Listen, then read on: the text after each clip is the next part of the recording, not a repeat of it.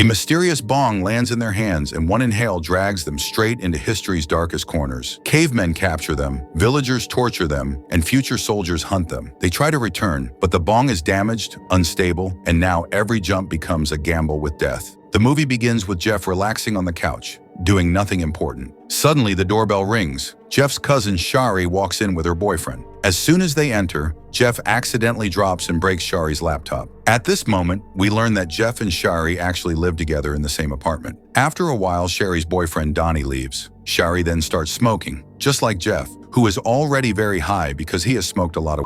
Due to being so intoxicated, Jeff ends up eating all of Shari's sweets. Shari gets angry and demands that she wants something sweet right now, but both of them are too high to drive a car, so they decide to take bicycles and go out to buy sweets. While they are riding, a strong blue light suddenly appears in front of them. Out of that light, two strange people step onto the road. Before these people from the future can understand where they are, a car comes speeding and crashes into them. The couple driving the car gets scared and drives away immediately. The police soon arrive and question Jeff and Shari about the accident. Jeff and Shari tell them that two humans appeared from the sky right in the middle of the road, but the police officer thinks both of them are high on drugs and ignores everything they say. At the accident spot, Jeff and Shari find a glass bong lying on the ground. It clearly belonged to those future travelers. Later at home, they look closely at it and try to understand the words written on it. Shari uses her translator app on her phone to read the strange language written on it. The inscription says, "Time-traveling bong," and the instructions, "Smoke once to travel, smoke again to return." Shari thinks this is a joke and refuses to believe it. However, Jeff convinces her to try smoking from it. They use it, and as soon as they inhales the smoke, a time portal opens, and they instantly travel straight into the dinosaur age. Jeff thinks the destination was on his mind because he saw Jurassic World last week.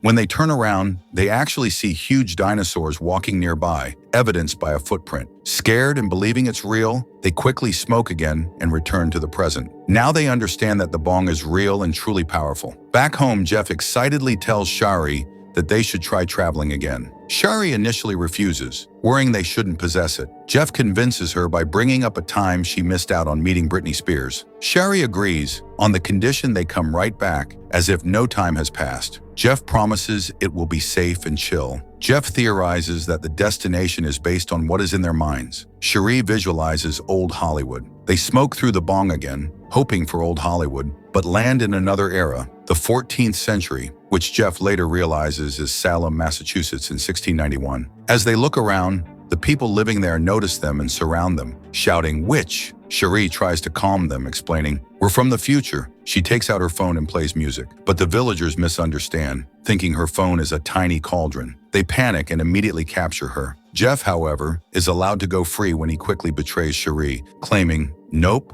she's the witch, not me." Jeff is greeted by the villagers as Sir Jeff, the bailiwick of Jersey. Shari is dragged before Reverend Hale and subjected to the scientific test for witchcraft. She is stabbed to see if she bleeds, which she does, an event noted as a human quality. The test's logic is flawed. If she survives, then she is a witch. If she dies, then she wasn't. Meanwhile, Jeff picks up the glass bong that had fallen earlier and shattered. He is told about a glassblower who can repair the bong. Jeff meets the glassblower and begs him to fix the bong as quickly as possible. The glassblower explains that repairing it will take almost 2 days. On the other side, Shari is dragged before the village leader. The leader announces that Shari must be tortured and then killed. The villagers begin torturing Shari first by dunking her again and again into ice-cold water. While this happens, Jeff is sitting comfortably in a village bar, drinking with several women, completely clueless about Shari's suffering. Later, the villagers continue the torture by placing heavy stones on top of her. Some of the village children tormented her without mercy. Even a few of the girls who first approached her with friendly smiles would talk to her for a moment and then suddenly turn cruel, striking her with sticks until she cried out. The pain wasn't only in the blows she received, but in the shock of realizing how quickly kindness could turn into violence. At night, Jeff finally finds Shari, sees tied up, and guilt hits him hard. He apologizes and promises that by tomorrow morning, he will return with the fixed bong, and they will escape together. But because he is drunk, he falls asleep right beside her. The next morning, Jeff learns that the villagers are going to announce Shari's death sentence. Shocked, he runs straight to their courtroom. Shari asks for permission to read a statement she had written. Hearing this, the villagers assume that she must be educated, which they see as a sign of witchcraft. Their leader then officially declares Shari a witch and orders that she be burned alive. In the next scene, Jeff returns to the glass blower and finally collects the repaired bong. However, the result is terrible. The glass blower has warped it, and Jeff screams, "Looks like shit! This looks like shit!" Jeff runs back as fast as he can and reaches just in time to stop Shari from being executed. He intervenes saying, "I want to set the witch aflame." The villagers agree. Jeff uses the opportunity to light the bong, and they teleport away. When they try to go back to their own timeline, something goes wrong, and they land in a completely different era again. Shari realizes that the glassblower must have messed up the bong when he blew it, and now the structural integrity of the bong has changed, meaning they can't control where they go, forcing them to bounce around the space-time continuum indefinitely. They realize they are in a prehistoric time, surrounded by cavemen. Jeff tries to smoke again, but the bong is cached, and he didn't bring more. Soon, two tribal people notice them. Jeff and Shari try to fool them by pretending to faint, but the trick fails and they both end up peeing themselves. The tribesmen pick them up and carry them into a cave. Inside the cave, the women of the tribe force themselves on Jeff, while the men do the same to Shari. Jeff finds the situation terrifying. Afterward, Jeff asks Shari to return with him to another timeline, but Shari gently refused. She told him she was finally happy here, that this moment was the best of her life, something she had never felt before and didn't want to lose. Jeff, however, confessed the opposite. His experience had been unsettling, even frightening, and he had no desire to go through anything like it again. After facing this every single day, Jeff becomes tired and desperate. Jeff starts searching for as the bong only works when it has weed in it. After a long search, he finally finds a bunch of cannabis plants, calling them paleo nugs, growing in one corner of the forest. Meanwhile, Shari, sitting with one of the tribesmen, Jeff reaches her and begs her to leave this timeline with him. Shari, however, refuses at first, saying she has actually started feeling comfortable here, even calling it amazing. She also loves that the men love her body hair and she doesn't have to shave, wax, or pluck. Jeff pleads again. After more convincing, Shari finally agrees to escape. They quickly smoke from the bong and jump into another timeline. This time they arrive in an era of American slavery, where they see a woman brutally torturing an African slave, whom they call Paula D. When the woman sees Jeff and Shari, she immediately calls her husband, who points a gun at Jeff, Shari, and the slaves, planning to kill them all. Jeff quickly smokes from the bong again, and this time, the three African slaves also travel with them through the time portal. They all end up in the year 1963. Jeff and Shari immediately call themselves white saviors, telling the slaves they are now free and it's an awesome time for black people. The three African men, however, tell Jeff and Shari that they want to return to their own time. They explain that they are uneducated, don't know how to read, and would struggle to survive in this modern world. Just then, an army officer walks up to them and offers the three men a chance to join the military. The men happily accept the offer to be free in Vietnam. Later, Jeff and Shari see a group of young boys practicing dance. A man comes there and scolds one boy named Michael for missing his step ball change, calling him La Toya with his little fat head, and commanding, "Dance like a man." As soon as Jeff and Shari hear his name and see his face, they realize that the boy is none other than young Michael Jackson. After seeing this, Jeff and Shari immediately assume Michael's father must be abusing him, and they are sent there to save Michael's childhood. They make a sudden decision. They will kidnap Michael Jackson and raise him as their own child. They go to Michael's house and tell his father, Joe Jackson, that they are producers of a television program called The Bee's Knees and offer $60,000 for the children to audition. Joe Jackson immediately calls all the kids outside. Jeff and Shari grab little Michael and take him to a hotel. There they gently explain to Michael that from now on they are his new mother and father, and they will protect him and give him a better life. For a moment, everything seems fine, but soon Jeff and Shari notice something strange. All of Michael Jackson's songs start disappearing from their phones. They quickly understand why. Since they kidnapped him, Michael never grows up to become a singer in the future, meaning his music, like Thriller, disappears. A moral debate ensues: save Michael and the alleged victims of his future abuse, or return him to preserve the music that brought joy to literally billions of people. They decide they are idiots who shouldn't change history. Shari tries to work, selling hairbrushes and making $3 in tips while being groped relentlessly all day. They also complain about eating jello molds and spam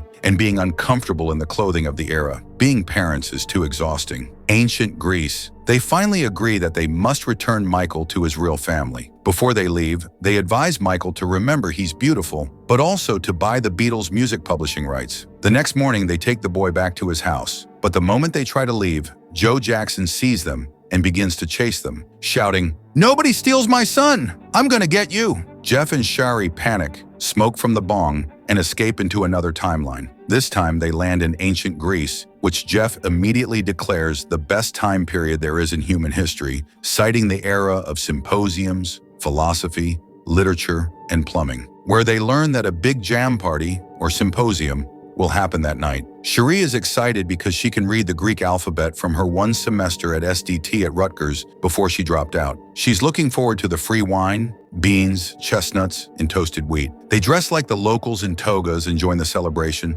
hoping they've earned this time period after the stress of child-rearing. During the evening, they drink heavily and start having too much fun. As the orgy-like party continues, they realize they haven't partied together since high school. In their drunken state, they found themselves drawn closer than they ever expected, crossing a line neither of them had planned to. The next morning, when they wake up, they are shocked and embarrassed to realize what happened, with Shari exclaiming, "We're cousins, Jeff!" Shari is horrified. Not wanting to stay in this timeline any longer, they quickly use the bong again and jump into another time. They appear in a far future timeline where the world looks completely ruined.